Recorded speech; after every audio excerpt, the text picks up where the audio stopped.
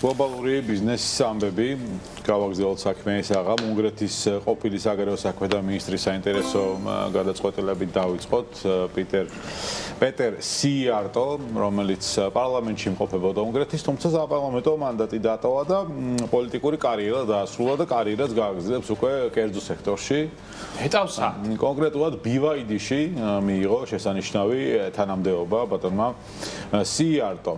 ამ ნაბიჯს მოყვა მწვავე კრიტიკა. ხო, რადგან LinkedIn-ზე არ უნახავს ეგ ვაკანსია და კი ბატონო, მწვავე კრიტიკა მოყვა, რაც მინისტრობის პერიოდში კომპანიისთვის მრავალმილიონიანი სახელმწიფო სუბსიდიების გამოყოფაში, ასე ვთქვათ, მონაწილეობა სიარტო იღებდა აქტიურად, ლობირებდა.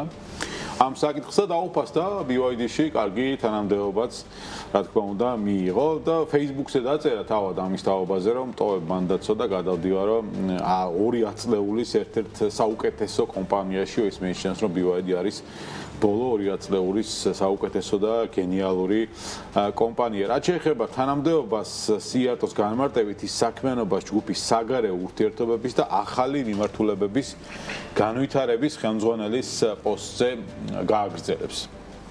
Მნიშვნელოვანია ვთქვათ, რომ მინისტრი ჩინური ინვესტიციების მოზიდვის პროცესს აქტიურად ხელმძღვანელობდა 2023 წელს დაანონსა სწორედ მან უნგრეთში BYD-ის ქარხნის მშენებლობა. ამასთან 2025 წელს სიარტომ დაანონსა კვლევითი ცენტრის და ევროპული შტაბ-ბინის გადმოტანა BYD-ში და ამისთვის ბიუჯეტიდან 63 მილიონ 700,000 დოლარიც გამოიყო.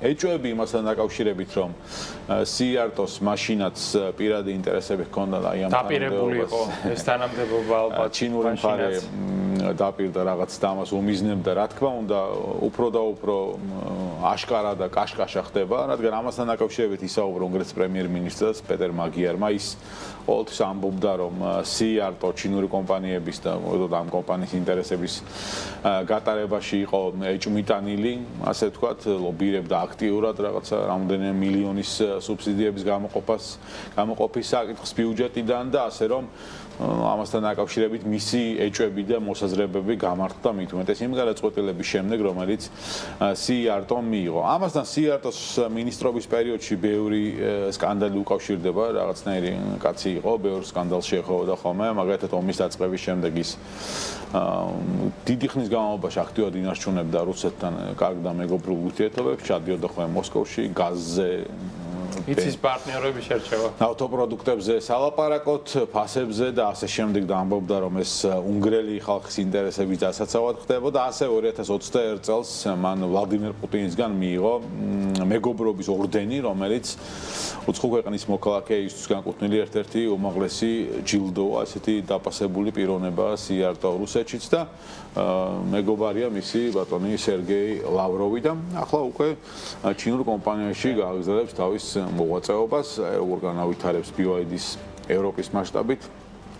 ნახოთ თუ არ გამოაგდეს ეგ თვეში. ხო, ჩინური კომპანია ვითარდება და სხვადასხვა ძალიან მაგრად ვითარდებიან ჩინური AI სტარტაპებიც და უკვე ხედავთ საინტერესო სტატისტიკას, რომ ამერიკულ ბაზარზე, ტექნოლოგიურ ბაზარზე უკვე ჩინური AI მოდელების წილი იზრდება ძალიან სწრაფად, მარტივად რომ ვთქვათ, ამერიკული კომპანიები თავს ანებებენ OpenAI-ის, Anthropic-ის, Google-ის და სხვა წამყვანი ამერიკული კომპანიების AI მოდელების გამოყენებას, რა თქმა უნდა, ფასიდან და ტოკენების ღირებულებიდან გამომდინარე და იწყებენ ჩინური მოდელების გამოყენებას, ვინაიდან DeepSeek იქნება ეს თუ სხვა ნებისმიერი, ყოველი მათგანი არის უფრო იაფი, თითქმის 3-ჯერ, 4-ჯერ, 5-ჯერ და ზოგჯერ 10-ჯერ უფრო იაფი, ვიდრე ამერიკული ალტერნატივა, ზოგიერთ საერთოდ უფასოა. ლოკალური მოდელი არის უფასო და ზოგიერთ კომპანიას უფასო გამოიყენოს და ამითი ისარგებლოს. მართალია, ტექნოლოგიურად სხვაობა საკმაოდ დიდია და Anthropic-ის წამყვან მოდელთან ასეთი ჩინური მოდელი შედარება არ შეიძლება, სისულელე იქნება ეს, მაგრამ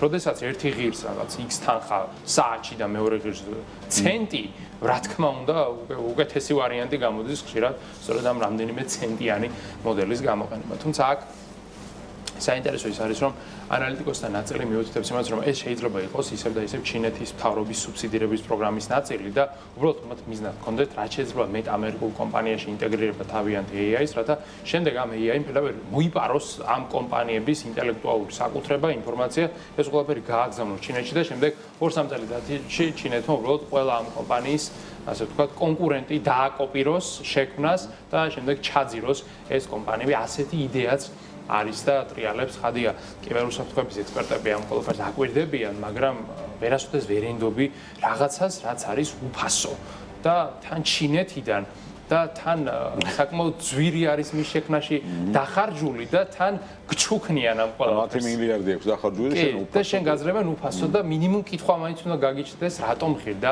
ეს ყველაფერი $0 ხომ არ არის რაღაც კითხვა რო გავუჩნდებათ გვიან იქნება. როცა გავუჩნდებათ, უკვე გაიგებენ რომ მთელი მონაცემები გადანილია და მათი კომპანიის ღირებულება უკვე 0. ასეთი რისკი შეიძლება დადგეს. და კიდევ ერთ აზიურ ასე თუ კომპანიაზე გიგანტზე უნდა ვისაუბროთ, ეს არის TSMC, რომელსაც აქვს ფანტასტიკური ფინანსური შედეგები, მოგებამ გადააჭარბა მოლოდინებს, შემოსავალმაც რა თქმა უნდა გადააჭარბა და ამის ფონზე TSMC აანონსებს $100 მილიარდი ინვესტიციას არიზონაში, ამერიკის ერთ-ერთ შტატში. $100 მილიარდი, სამი საქართველოს ეკონომიკის ინვესტიცია, ისიც ყველაზე მდიდარ ქვეყანაში, აბა ჩვენის დანაგაჭირებულ ქვეყანაში ხომ არ ჩადებდა ინვესტიციას TSMC. აპირებენ ახალი საწარმოს აშენებას, სადაც მომავალში აეწყობა 2 და 1.9 ნანომეტრიანი ულტრამაღალ ტექნოლოგიური კომპიუტერული და smartphone-ების ჩიპები, რომელთაც შემდეგ უკვე Apple და სხვა კომპანიები გამოიყენებენ. მოკლედ TSMC ვითარდება, ამერიკა წინ მიდის, იზიდავს ინვესტიციებს და ტრამპს, როდესაც ეკნება მალე შეჟამება თავისი შვალიდური პერიოდისა, იქ მიაწერს, რა თქმა უნდა, ამ ერთ $100 მილიარდსაც სიხარულით. ერთი 100 მილიარდით ჩამიწერეო TSMC-მა ესე გამოუვიდა რაღაცა და ალბათ დაამთქვეს კიდეც სწორედ აი შვალიდური პერიოდის მოახლოებას.